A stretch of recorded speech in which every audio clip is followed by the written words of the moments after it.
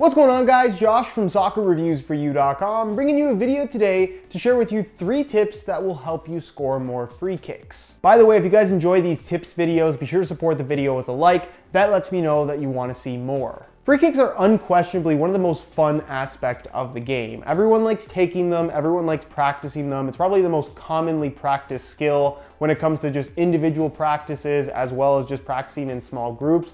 But I really feel like most people approach taking free kicks in the wrong way, which in turn does not allow them to score as frequently as they perhaps could. What's unique about free kicks versus pretty much every other element in this particular sport is that it truly is a set piece, meaning that the in-game situation free kick is pretty much something that you can 100% replicate in a practice environment. It's the same thing every single time. Is there going to be variation on specifically where the ball is? Yes, absolutely, but everything else you're in control of. So the way that you practice free kicks is extremely important, and that's what we're going to be focusing on in today's video with these 3 tips. Tip number 1 is shoot at the same spot on goal over and over again. Now this might sound a little bit strange, but there's a reason why you want to do this. For me personally, and a lot of you guys have seen my free kick videos and stuff like that, I try to offer a lot of variation for the sake of entertainment.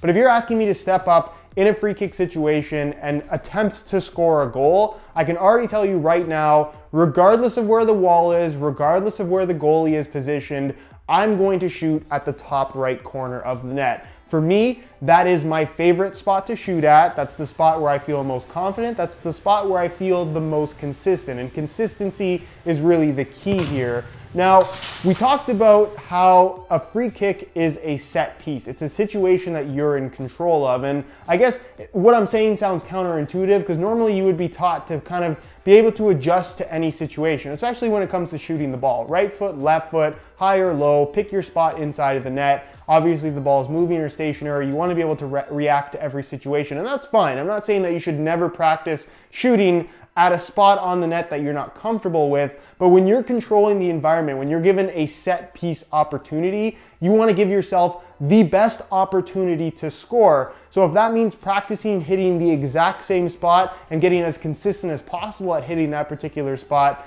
that's the best way to train. I'm not saying that you should never try shooting at a different part of the net in a free kick situation, but I really do feel very strongly that if you can really perfect hitting one spot of the net, and even then you're never going to score every single time, but if you can get really good at hitting a particular spot inside of the goal, that's going to help you score more free kicks. I can almost guarantee it. Tip number 2 is use a consistent technique. What does this mean? A lot of people always ask me why I don't really shoot that many knuckleballs. And the reasoning for that is because it's not a technique that I practice because it's inconsistent. It's a way to strike the ball to make it inconsistent in terms of how the ball is going to fly through the air, where not even you necessarily know where it's going to end up. It's cool, it's entertaining, but is it the best way, the most effective way to score a free kick? I would argue no, it isn't. Now, the reason why I say use a consistent technique and not a specific one is because everybody's going to feel more comfortable doing certain things. For some people, they're more comfortable driving a shot. For some people, they're more comfortable curling a shot. For some people, kind of including myself, I'm kind of somewhere in the middle where I like to drive the shot with a little bit of power,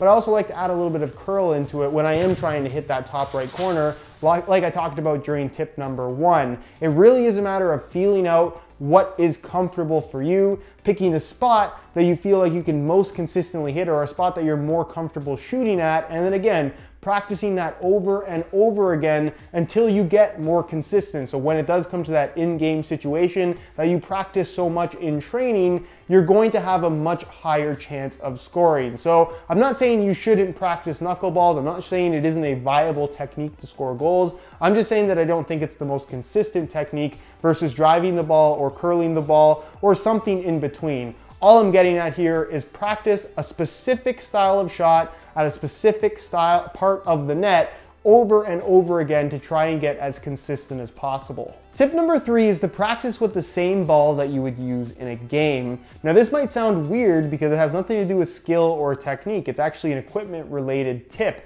And it's one that's more important than I think a lot of people realize. Now, the reason why you want to practice with the same ball that you would use in a game is because, again, we're practicing consistency here. The same spot in the net, the same swing, the same technique when making contact with the ball. So if the ball can be exactly the same as well, you are to a T recreating that situation that's potentially going to pop up in a game, the free kick. So I know this isn't possible for everybody because sometimes the game ball is just provided by the home team and all the different teams have different match balls. So that's going to vary from game to game. So this is not necessarily a tip that you can, I guess, implement into your training. But if you do play in a league, and I know a lot of leagues have this, where there is a consistent match ball for every single game, if you can have one or two of those exact same match balls to practice your free kicks with, that's gonna make a big difference in terms of, again, just upping the consistency level of what you're training with versus what that situation is gonna be exactly like when it pops up in a game. I think a great example of this would be the professional teams. If you take a Premier League team as an example, they use a Nike Orta match ball throughout the season, but when they go play in the Champions League, in the training sessions leading up to that Champions League game, guess what? They use the Champions League ball instead of the Premier League ball. They're different. Obviously, the skills are still going to translate regardless of what ball it is, but there is a difference in terms of feel, in terms of how the ball comes off your foot, and there is an adjustment to be made if the ball actually changes. So again, if you can make sure that the ball is consistent in practice as it will be in the game, you're only going to up your chances of scoring more free kicks. So to end this video, I want to ask one simple question, and that is, who takes the free kicks on your team? Some of you might answer the best player. Some of you might answer the guy with the best shot. Some of you might answer the guy who is best suited for that particular situation. But the right answer here is the guy who is most likely to score. And the guy who's most likely to score is the guy who can be the most consistent, who has that one shot that he can hit more often than not, and that is going to give you the best opportunity to score. If you can be the most consistent at one specific shot, that's all it takes, you're going to score more free kicks. It's just that simple. So that's pretty much it for this video, guys. Hopefully you enjoyed it. If you did and you want to see more like this, be sure to support the video with a like. If you have any questions for me at all in regards to what we talked about in this video, leave it down below in the comment section and I definitely will get an answer out to you. If you aren't subscribed already, be sure to hit that subscribe button for daily videos on all the latest and greatest soccer gear. You can find all of my social media information linked down below in the description as well. And other than that, guys, hope you enjoyed today's video, and as always, thanks for watching.